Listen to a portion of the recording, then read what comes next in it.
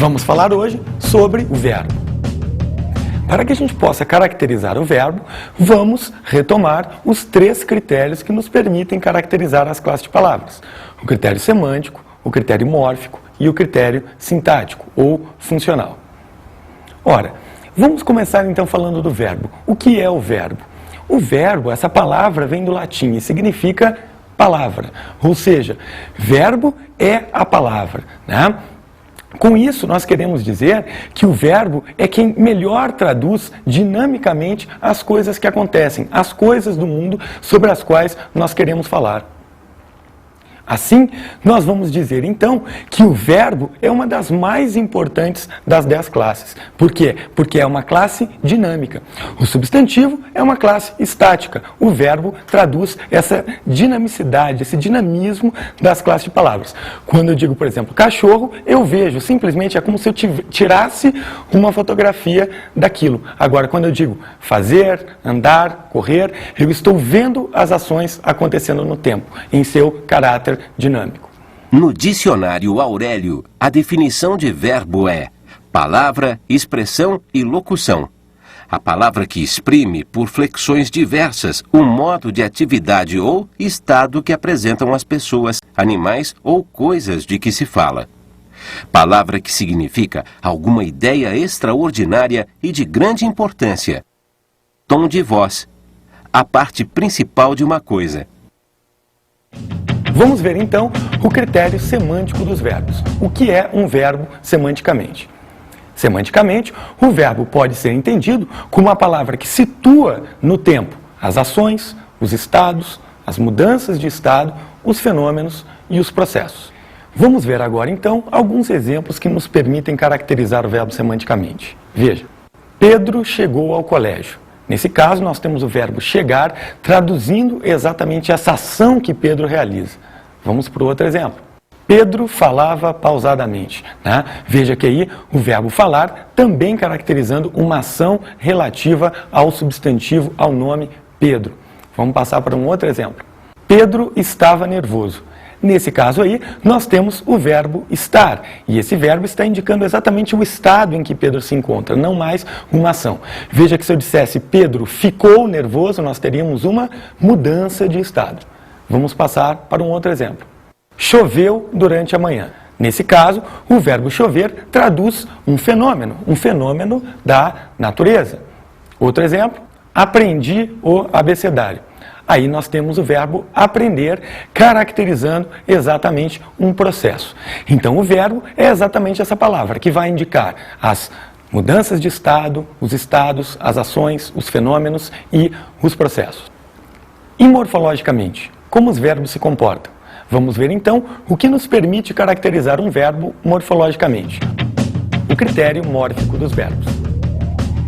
Então os verbos, eles são morfemas lexicais, ou seja, eles têm significação externa, referente ao mundo extralinguístico.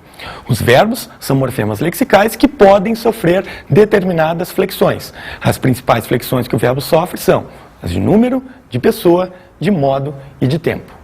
Exemplo, falo, falei, falarei. Veja que nesse caso aí o verbo falar está sofrendo flexões, né? Falo, a gente tem no presente do indicativo, né? Então nós temos aí uma flexão acontecendo no caso do verbo falar. Veja que quando eu digo falo, obviamente só pode se referir à primeira pessoa do singular, eu. A mesma coisa com falei, a mesma coisa com falarei. Ou seja, nessa coluna nós temos todos os verbos flexionados na primeira pessoa do singular. Porém, né, se a gente olha aí de novo, falo, falei, falarei, nós percebemos que o verbo está sofrendo outras flexões. A flexão de tempo, por exemplo, falo no presente, falei no pretérito perfeito, falarei no futuro do presente do indicativo. Vamos ver outros exemplos. Aí nós temos falamos, falastes, falarão. Temos aí o verbo falar, flexionado agora no plural, não mais no singular como antes. Falamos, nós temos na primeira pessoa, nós temos falastes na segunda pessoa do plural e falarão na terceira pessoa do plural. Os tempos também estão mudando aí, né? Falamos fora de contexto, aí pode estar no presente ou no pretérito perfeito. Falastes no pretérito perfeito e falarão no futuro do presente do indicativo. Vamos ver agora então o critério sintático dos verbos. Sintaticamente, os verbos serão elementos nucleares dentro da frase, né? Então, quando a gente constrói uma oração, quando a gente constrói uma frase com um verbo, a gente está formando, na realidade, a base da estrutura sintática, que é a oração. Então, toda vez que aparecer um verbo, ocorrerá uma oração. O verbo é núcleo, então, dessa oração, que a gente pode chamar de sintagma verbal, ou seja, um agrupamento de palavras cujo elemento nuclear será o verbo. Vamos ver então exemplos. Os meninos estudiosos vieram à aula. Veja que aí nós temos um sintagma nominal, né? Os meninos estudiosos.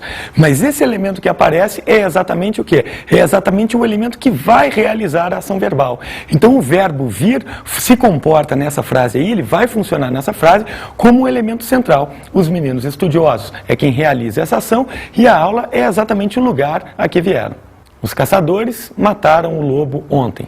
Aí nós temos o verbo matar, né? Veja que os caçadores, elemento que realiza essa ação de matar, o lobo, o elemento que vai sofrer essa ação, né, de ser morto, e ontem indicando a circunstância em que esse verbo aconteceu, né? Uma circunstância de tempo, nesse caso, indica o tempo em que ocorreu a ação de matar.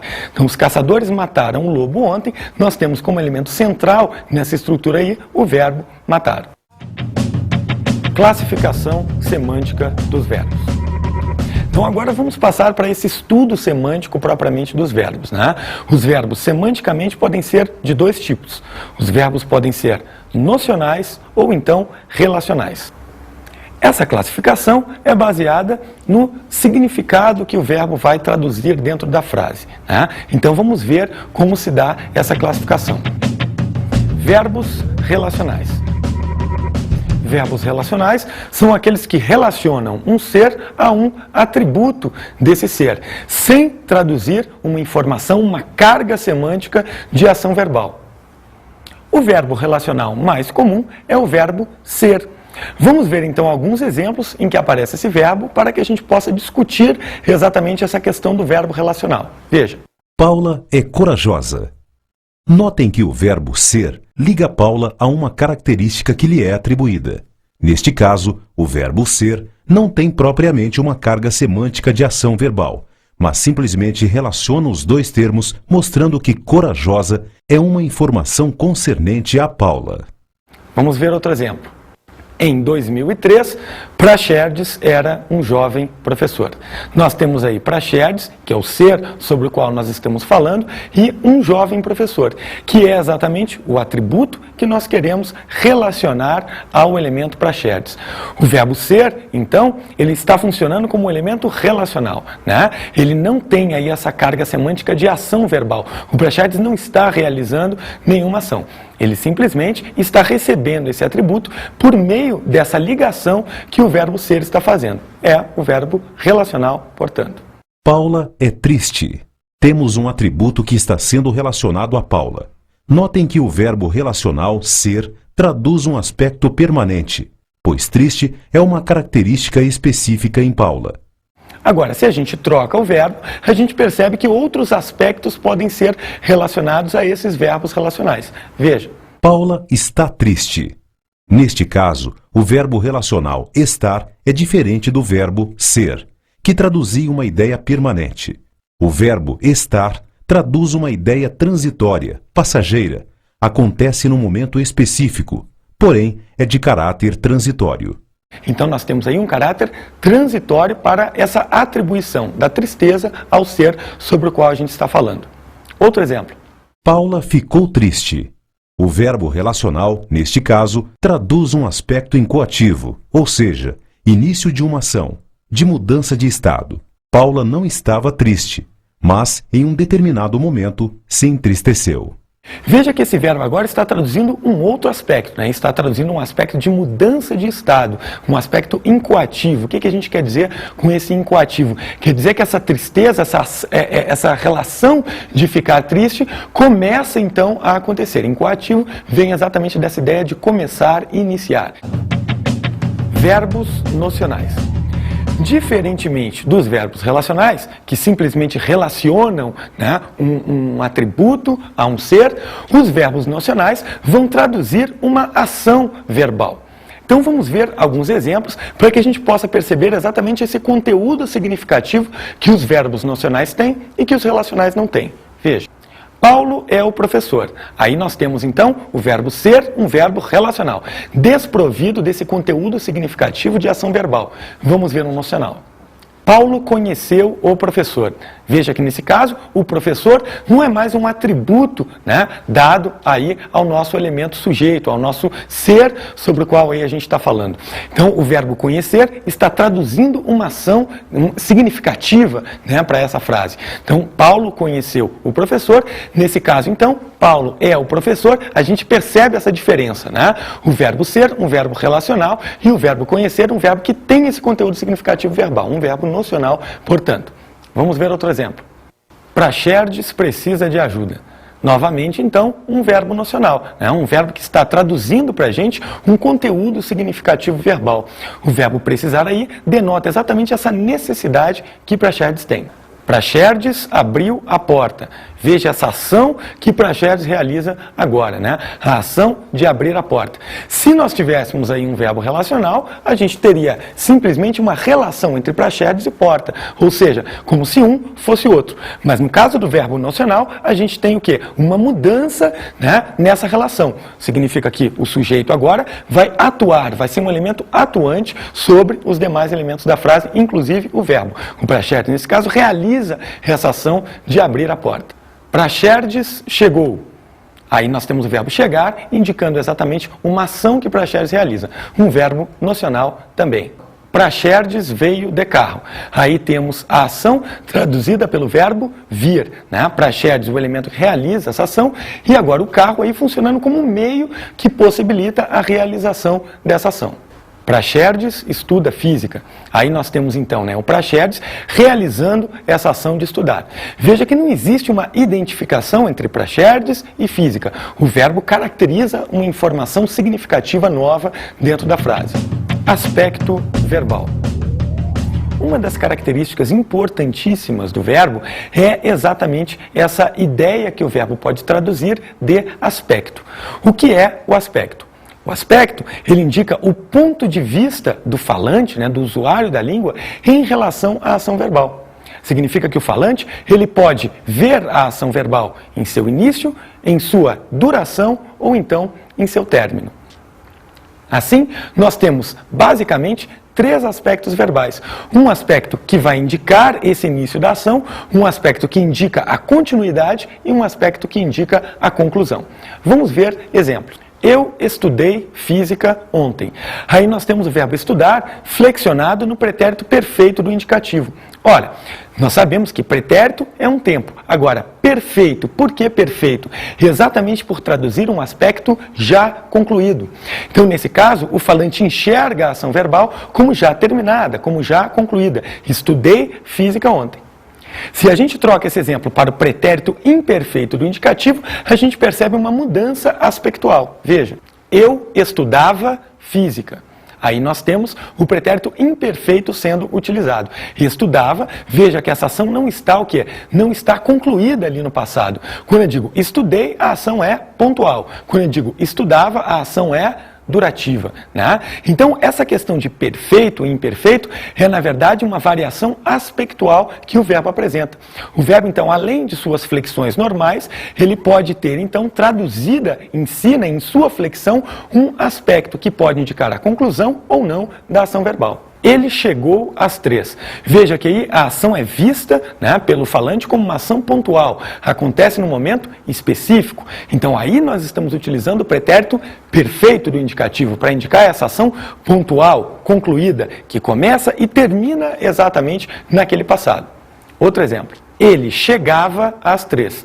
Nesse caso aí, ó, nós temos então o verbo chegar sendo empregado não mais em seu aspecto pontual, mas num aspecto durativo. Parece que essa ação vai se prolongar ao longo do tempo, né? Então ele chegava às 3, como se tivesse o hábito, como se aquela ação acontecesse sempre.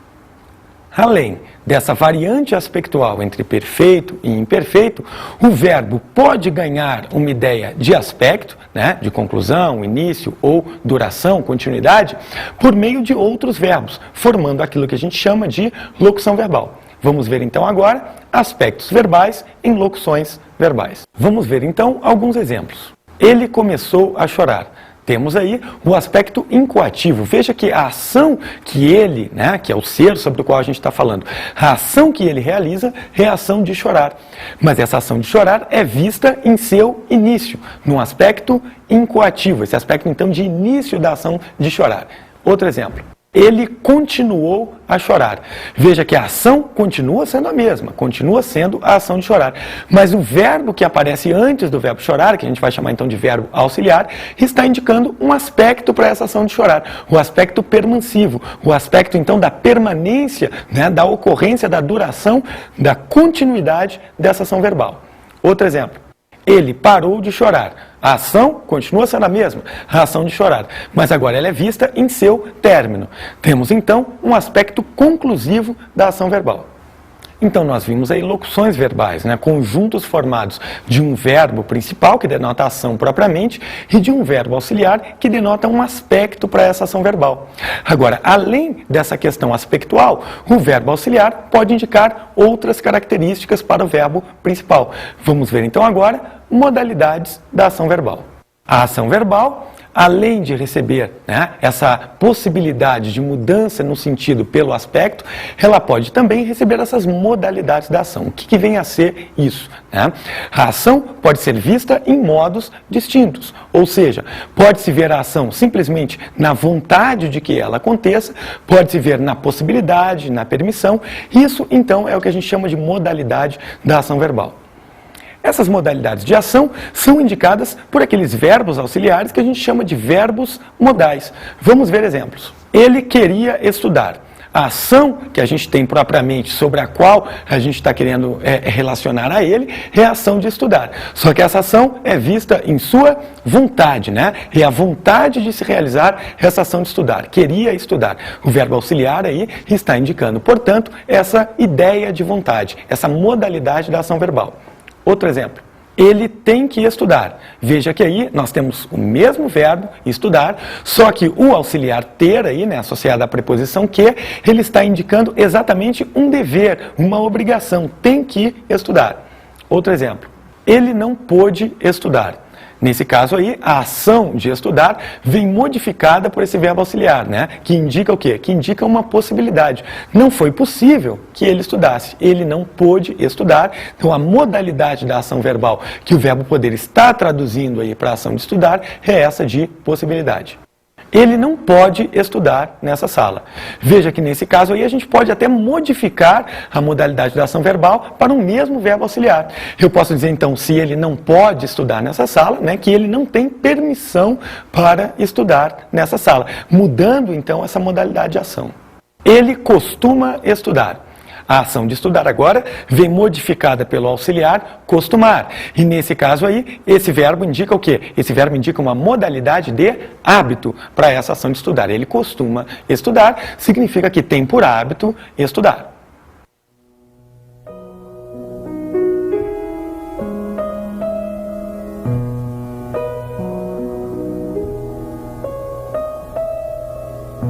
Além da terra, além do céu, no trampolim do sem fim das estrelas, no rastro dos astros, na magnólia das nebulosas. Além, muito além do sistema solar, até onde alcançam o pensamento e o coração, vamos. Vamos conjugar o verbo fundamental essencial, o verbo transcendente, acima das gramáticas e do medo, e da moeda e da política, o verbo sempre amar, o verbo pluriamar, razão de ser e de viver.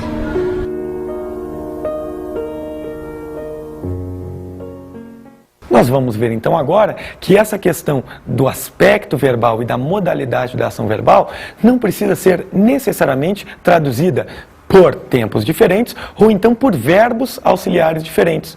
Muitas vezes o mesmo tempo pode ter várias diferenças aspectuais. Isso acontece, por exemplo, bastante com o presente do indicativo.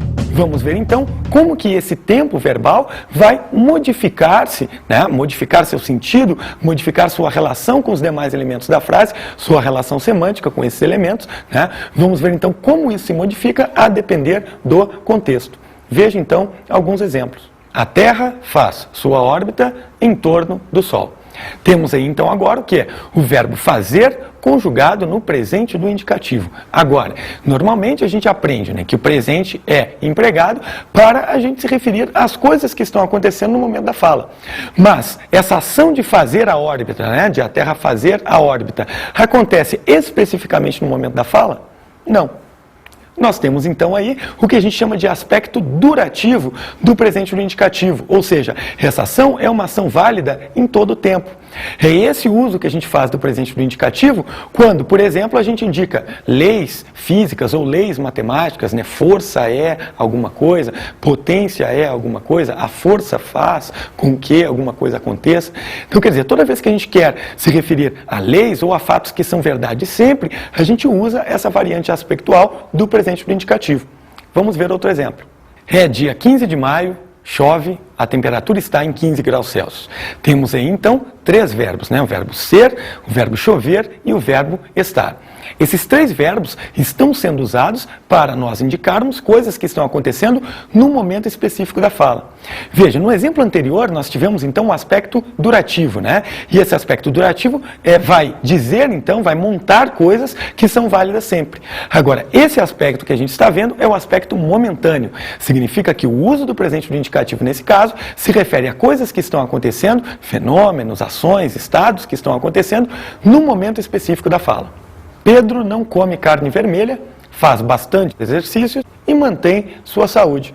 Nós temos aí agora 3 verbos, né? Temos o verbo comer, temos o verbo manter e temos o verbo fazer. Esses 3 verbos que estão aparecendo aí, eles indicam necessariamente uma coisa que está acontecendo no momento da fala, ou seja, quando eu digo Pedro não come carne vermelha, isso está acontecendo no momento da fala? Não, isso simplesmente está indicando o que Pedro tem por hábito, ou seja, nós temos então um uso habitual ou frequentativo do presente do indicativo. É um outro aspecto que o presente do indicativo pode assumir.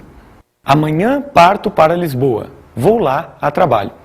Os verbos partir e ir aí estão ambos no presente do indicativo. Agora, se referem a coisas que vão acontecer apenas num futuro próximo. Amanhã parto para Lisboa. É equivalente a amanhã partirei para Lisboa, né? O verbo partir, então, sendo empregado agora no presente do indicativo, está na realidade com outro valor semântico. O valor semântico que o presente do indicativo assume aí é o de futuro do presente do indicativo.